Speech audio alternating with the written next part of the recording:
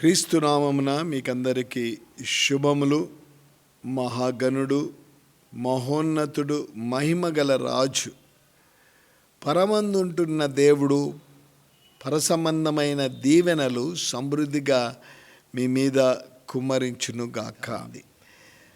ఇది ఒక మంచి టైటిల్తో మరొకసారి మీ మధ్యకు వస్తూ ఉంటున్నాం. నిద్రించుచున్నవారు, ఏదైనా రెండు ఒకటే, నిద్రించుచున్నవారు అనొచ్చు, మీరే అనొచ్చు. నిద్రించుచున్న వారి సంగతి నాకెందుకండి, వారు నిద్రపోతుంటే నాకేమండి. చాలా కొంతమంది నిద్రపోతా అంటూ ఉంటారు. ఇది దానికి సంబంధించినది కాదు. నేను మాట్లాడుతున్న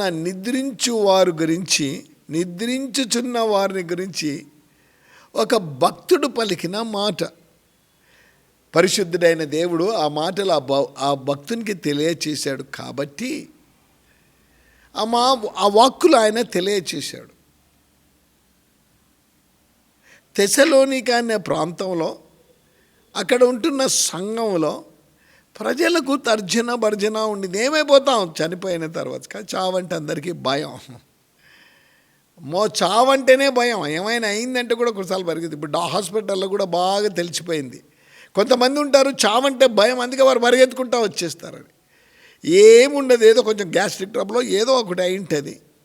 ఇక హాస్పిటల్కు ఇటువంటి భయస్థులు వచ్చారని చెప్పి వాళ్ళు లేదా ఎమర్జెన్సీకి తీసుకెళ్ళాలి, టెస్టులు చేయాలి, అవి చేయాలి, ఇవి చేయాలి. తప్పకుండా మీరు హాస్పిటల్లో ఒక 3 days ఉంటేనే 3 days 48 hours కాక మేమేం చెప్పలేమంటారు. అయ్యో ఇంకా భయం బయలుస్తారు. 48 hours మీరు ఉండాలి. అప్పుడే ఏదైనా మేము టెస్టులన్నీ చేసి చెప్పేస్తాం. అప్పటికే బిల్లు 1,00,000 రూపాయలు ఏమో అయి ఉంటుంది. భయం. చావంటే భయం. కానీ ప్రభు అంటే ఏమీ భయపడవద్దండి. అపోస్తలుడైన పౌలు నిద్రించుచున్నవారు అంటే చనిపోయిన వారికి. చాలాసార్లు మానవులు వాడే మాటలు, చచ్చిపోయాడండి, ఆవిడ చచ్చిపోయిందండి, అందుకే అక్కడ బయటపడేసి. నేను ఒకసారి ఒక స్థలంలో వెళ్తూ ఉంటే పెద్ద గృహం, ఆ ఇంటి యజమాని చనిపోయాడు, గేటు బయట పెట్టేసేసారు ఆ శవాన్ని. ఎందుకంటే ఆయన ఆ శవం ఇంట్లో ఉంటే కూడా శాపం వస్తుందేమో, ఏమో నష్టం కలిగిపోతుందేమో అని చాలా భయంతో బయట పెట్టేసేసారు. ఎవరింటి వాళ్ళు దాని దగ్గరికి రావటం లేదు. సర్ప్రైజ్ అయిపోయిన ఆ సంఘటన నేను చూసి. అపోజిడైన పౌలు వారిని గురించి ఏమంటున్నానంటే, చనిపోయిన వారిని గురించి ఏమంటున్నానంటే, బైబిల్లో లిఖితం చేయబడిన మాట నేను మీకు చదివి వినిపిస్తాను.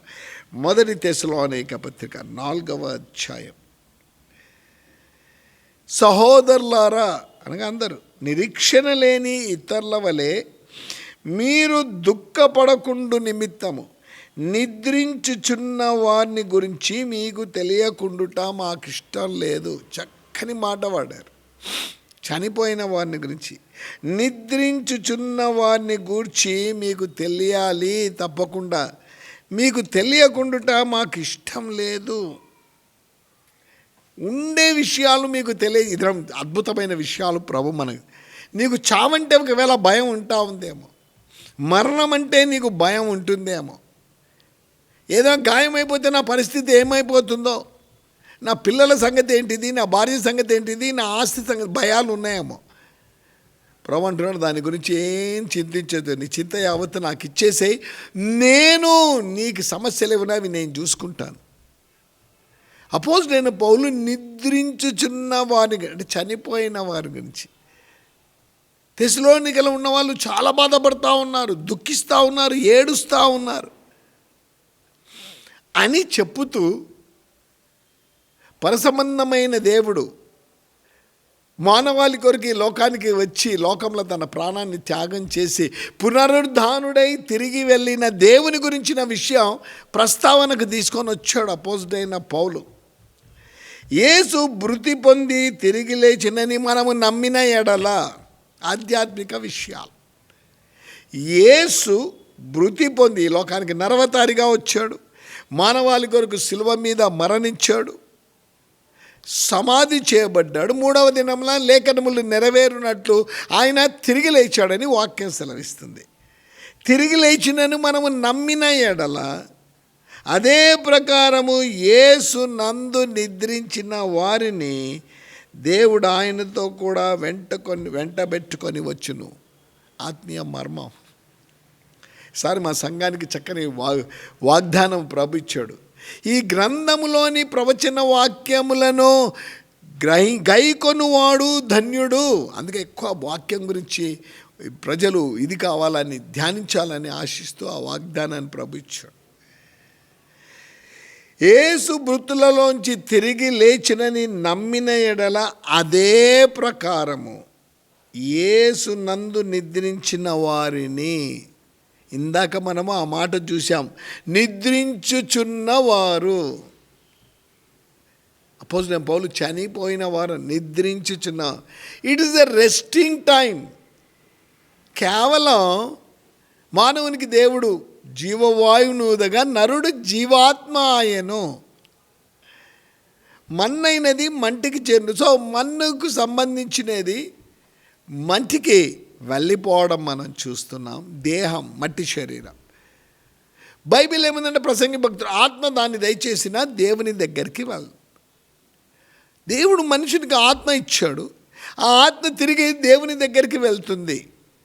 క్రీస్తునందు నిద్రించుచున్న వారి యొక్క ఆత్మలు ప్రభు దగ్గరికి వెళ్తాయి. జాగ్రత్త, అందరూ నిద్రిస్తారు, కానీ క్రీస్తునందు నిద్రించిన వారిని, యేసును సొంత రక్షకునిగా అంగీకరించిన వారి ఆత్మలు, పాప విడుదల కొరకు యేసు ప్రభుని సొంత రక్షకునిగా అంగీకరించిన వారిని గురించి అపోజిట్ అయిన పౌలు, ఎవరి యందు ఈ దినం నీ విశ్వాసం, నీ కొరకు ప్రాణత్యాగం చేసిన ప్రభువునందు ఉందా నీ విశ్వాసము, లేదా ఈ లోక సంబంధమైన వాటిపైపు నీ విశ్వాసం ఉందా? దేవుళ్ళు దేవతలను చెప్పుకున్నవారు చాలామంది ఉన్నారు. వారి మీద నీవు విశ్వాసం పెడుతున్నావా? కానీ నీ కొరకు శిలువ మీద ప్రాణత్యాగి అయిన ప్రభునందు నీ విశ్వాసం ఉంచుతున్నావు. నీ కొరకు ప్రాణత్యాగి అయిన ప్రభునందు నీవు విశ్వాసం కలిగి, ఒకవేళ ఏంటంటే చావుని గురించి ఇయర్ బిగినింగ్ అయింది, మీరు చావుని గురించి చెప్పలేము. మరణం అనేది ఎప్పుడొస్తుందో ఎవ్వరికీ తెలియదు. కొంతమంది కూర్చొని చనిపోతారు. కొంతమంది కొన్ని అనారోగ్యాలు వచ్చి చనిపోతాయి. చావుని గురించి మాట్లాడటం లేదు. క్రీస్తునందు నిద్రించిన వారిని, నిద్రించుచున్నవారు అనగా వారి భౌతిక దేహం మట్టిలోనికి వెళ్ళిపోయింది, ఆత్మ దాన్ని దయచేస్తుంది. సో ఈ మాటలు చెప్తున్న అపోజిట్ పౌలు అంటాడు, ఇదిగో ఒక దినము ఎవరి దగ్గరికి ఆత్మలు వెళ్ళాయో వారిని ప్రభు వెంటబెట్టుకొని వస్తాడు. కారణం ఏంటిది అంటే, ఆయన వచ్చేటప్పుడు ఆర్భాటంతో బూర శబ్దంతో వస్తాడట. ఆయన మధ్యాకాశమునకు, ఇవన్నీ మర్మాలు గ్రహించాలంటే ప్రభువునందు నీవు విశ్వాసం ఉంచాలి. ఏ పరిస్థితులలో నువ్వు వింటున్నావో నాకైతే తెలియదు. చావంటే భయమున్న పరిస్థితులలో వింటున్నావేమో. నేను చనిపోయిన తర్వాత నా పరిస్థితి, మరణమైన తర్వాత నా పరిస్థితి ఏమో అన్న భీతి, అటువంటి పరిస్థితుల్లో ఉండి ఒకవేళ నువ్వు ఈ మాటలు వింటున్నావేమో. కానీ నేను ప్రకటిస్తున్న దేవుడు ఏమంటున్నాడంటే, నేను ఒక దినం పునరుద్ధరణ, ఆయన వెళ్ళేటప్పుడు ఈ లోకానికి వచ్చి ప్రాణత్యాగం చేసి మరణించి సమాధి చేయబడి తిరిగి వెళ్ళేటప్పుడు ఆయన్నే చెప్పాడు లోకరక్షకుడైన యేసుక్రీస్తు, ఇదిగో నేను మరలా వచ్చేదను, నేను మీ నివాసాలు ఏర్పరచడానికి వెళ్తున్నాను. ఆయన వెంట ఉన్న శిష్యులు, ఏమైపోతుందో మా పరిస్థితి ఏంటిది? నేను వస్తా, మీ కొరకు నివాసాలు ఏర్పరచు. కాబట్టి ఈ భూమి మీద మనం ఉండే నివాసాలు టెంపరరీ, కొద్ది కాలమే, మనం పర్మనెంట్ పీపుల్ కాదు ఈ భూమి మీద అని ప్రభు అంటున్నాడు. నేను మళ్ళీ వస్తాను. నేను వచ్చినప్పుడు క్రీస్తునందు నిద్రించుచున్న వారి యొక్క, ఎప్పుడైతే నేను వస్తానో మధ్యాకాశానికి, క్రీస్తునందు నిద్రించుచున్న వారి సమాధులు తెరవబడతాయట. ఆ సమాధులు తెరవబడడమే కాకుండా ఎవరి ఆత్మలైతే ఆయన వెంట తీసుకొని వస్తున్నాడో వారు మహిమ శరీరాన్ని ధరించుకుంటారు. నీవు ఎవరిని కలిగి జీవిస్తున్నావు? ఈ భూమి భయపెట్టడం లేదంటో నేను 24లో డెఫినెట్గా నీకు మరణం వస్తుందని అస్సలు చెప్పటం లేదు. నేను ఏ పరిస్థితులలో ఏమి కలుగుతుందో మనకు తెలియదు. యాత్రికులమే మనము. ఈ భూమి మీద మనం యాత్రికులము, పరదేశులము. కానీ ఒక్క విషయాన్ని గ్రహించాలి. క్రీస్తు నందు నీవు క్రీస్తు నందున్నావు అంటే నీకు చావు అంటే భయమే అక్కర్లేదు. ఎందుకంటే నీవు ఈ లోకాన్ని ఒకవేళ నీకు ఆఖరి శ్వాస వచ్చింది, నువ్వు విడిచిపెట్టావు, అది నీకు తెలియదు. అలా ఉన్న వారికి నిత్య జీవం వారు పొందుతారు. నిరంతరం ఉండే రాజ్యంలో ఉంటారు. నిరంతరం ఉండే స్వాస్యాన్ని 3 అద్భుతమైనవి మనం పొందుతాం. క్రీస్తు నందు నిద్రించుచున్న వారికి దొరికే అద్భుతమైన ఆధిక్యత ఈ భూమి మీద అసలు ఉండం. ఆయన మధ్యాకాశానికి వస్తాడు, మనం ఎత్తబడే సంఘములో ఉంటాం. ఆ తర్వాత నిరంతర రాజ్యములో మనం ఉంటామని వాక్యం సెలవు. అయ్యా నాకేం అర్థం కావటం లేదు, నాకేం అర్థం కావటం, కన్ఫ్యూజన్ ఏమీ లేదు. అపోజ్డ్ అయిన పౌలు నిద్రించుచున్న వారిని గురించి మీకు తెలియాలి అని చెప్తా ఉన్నాడు. కారణం ఏంటిదంటే ఆ ప్రాంతంలో ఆ తెస్సలోనిక సంఘంలో ఉండేవారు ఎవరైనా చనిపోతే చాలా దుఃఖపడతా ఉంటున్నారు, చాలా బాధపడతా ఉంటారు. అపోజ్డ్ అయిన పౌలు ఎందుకు ఆ బాధ, వేదన, దుఃఖం? నిద్రించుచున్న వారిని గురించిన మర్మం మీకు చెప్తానని చెప్పాడు. యేసు చనిపోయిన యేసు ఏ విధంగా మృతులలో నుండి లేపబడ్డారో, ఏ విధంగా ఆయన ఆయన వస్తాడు, వచ్చినప్పుడు క్రీస్తునందు నిద్రించుచున్నవారు అన్న మాట వాడాడు. కాబట్టి క్రీస్తు నీకు రాజుగా ఉన్నాడా, నీ ప్రభుడుగా ఉన్నాడా, నీ రక్షకుడిగా ఉన్నాడా, నీ ప్రాణప్రియుడిగా ఉన్నాడా? ఒకవేళ అలా నీవు కలిగి ఉంటే చావుని గురించి ఏం భయపడాల్సిన అవసరమే లేదు. నీ కొరకు 3 ఏర్పాటు చేసి పెట్టాడు ప్రభు. మొదటిది నీ కొరకు నివాసం ఏర్పాటు చేశాడు. రెండవది తన సహవాసం ఇస్తానన్నాడు. మూడవ విషయం స్వాస్యాన్ని ఇస్తానన్నాడు. ఇవి పొందాలని ఆశిస్తూ ఉంటే నీవు క్రీస్తును కలిగి ఉండాలి. అవి ఎప్పుడు దొరుకుతుందో తెలియదండి. అవి ఎప్పుడైనా దొరుకుతుంది, తప్పకుండా. ఇస్తానని చెప్పిన దేవుడు ఇస్తాడు తప్పకుండా, వస్తానని చెప్పిన దేవుడు తప్పకుండా వస్తాడు.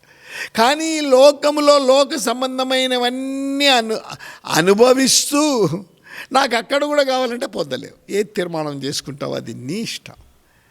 నేనైతే బైబిల్లో లిఖితం చేయబడిన నిద్రించు వారిని గురించిన విషయాలు స్పష్టత ప్రభు చెప్పమన్నాడు. నూతన సంవత్సరంలో ఇంకా ఒకవేళ ఈ రక్షకుని మృతులలోంచి తిరిగి లేచిన రక్షకుడు నీ రక్షకుడిగా ఉంటే ఇది అడుగు, అయ్యా ఒక రాజ్యం ఉందంట నిరంతరమైనది, మీ సహవాసం ఇస్తారట, అక్కడ స్వాస్యం ఇస్తారంట. ఇక్కడైతే ఏది లేదు. నాకు చావంటే భయం ఉంటుంది, కానీ ఇది నా చావుని గురించిన విషయాలు స్పష్టత ఇచ్చబడింది. క్రీస్తునందు మృతులు ధన్యులట. కానీ నిన్ను కలిగి నేను ఈ లోకాన్ని విడిస్తే నీ ఉండే స్థలంలో నేను ఉంటానని తెలియచేశా. ఇంతవరకు లోకంతో, లోక ఆశలతో జీవితాన్ని పాడు చేసుకున్నాను. లోకాన్ని నమ్మి, లోకాశలను నమ్మి మీకు దూరం అయిపోయాను. కానీ ఇది వాక్యం చక్కగా చెప్పబడింది. నిద్రించుచున్నవారు పొందే లాభం ఏంటిది అనేది. నా ఆత్మ కూడా అక్కడ ఉండాలని ఆశిస్తూ ఉన్నాను. నా లోక సంబంధమైన అలవాట్లే కావాలి, వాటికి బానిస అయిపోయినా, తాగుడుకు బానిస అయిపోయినా, లోక సంబంధమైన ప్రేమకు బానిసనైపోయాను. లోక సంబంధమైన వాటికి నేను బానిసనైపోయాను. వాటి నుంచి బయటికి రాలేకపోతున్నా. నిరుత్సాహం నన్ను వెంటాడుతుంది. ఇదిగో ఇప్పుడే విన్నాను, నేను నీ దగ్గరికి రావాలి, నీవు నా దగ్గరికి రావాలని ఆశిస్తూ ఉన్నాను.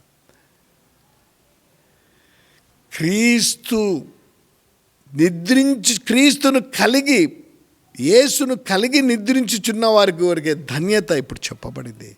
అది నాకు కావాలని నువ్వు ఒకవేళ ప్రభు దగ్గర అడుగుతూ ఉంటే ప్రభు తప్పకుండా నీకు దయచేస్తాడు. రండి, నాతో కూడా కలిసి ప్రార్థనలో ఏకీభవిస్తాం. పరిశుద్ధుడైన ప్రేమ కలిగిన తండ్రి, అధిక స్తోత్రాలు కూడా ఆశ్చర్యకరుడు. అపోస్తులైన పౌలు ద్వారా యేసునందు నిద్రించుచున్నవారు, ప్రభువును కలిగి నిద్రించి ఈ లోకాన్ని విడిచిన వారు పొందే వాటిని మీరు మాకు స్పష్టత ఇచ్చారు. ఇదే వాక్యం వింటూ, అయ్యో నేను యేసు నాలో లేడు కదా, నా పరిస్థితి ఏంది అనుకుంటే వారితో మీరు స్పష్టంగా మాట్లాడారు. ఒకవేళ ఈ సమయంలో ఈ వాక్యానికి స్పందించి నేను క్రీస్తును కలిగి నిద్రించాలి, నా హృదయంలో స్థానం ఇచ్చి నిద్రించాలని ఆశ కలిగి ఎవరైతే మీ వైపు చూస్తున్నారో వారి యొక్క హృదయ వాంఛ తీర్చమని, లోక సంబంధమైన అలవాట్ల నుంచి విడుదల పొందాలనుకుంటే విడుదల దయచేయి ప్రభు. బానిసలైపోయారేమో లోకాశలకు, విడుదల దయచే. మిమ్మును కలిగి లోకాన్ని విడిచిన పరలోకంలో నిత్య సహవాసంలో ఉంటారన్న కృప వారికి ఉంటారని వారికి కృప దయచేయమని యేసు నామమున ప్రార్థిస్తున్నాము తండ్రి, ఆమెన్. ప్రభు మిమ్మల్ని మీ కుటుంబాలను ఆశించి దీవించునుగా.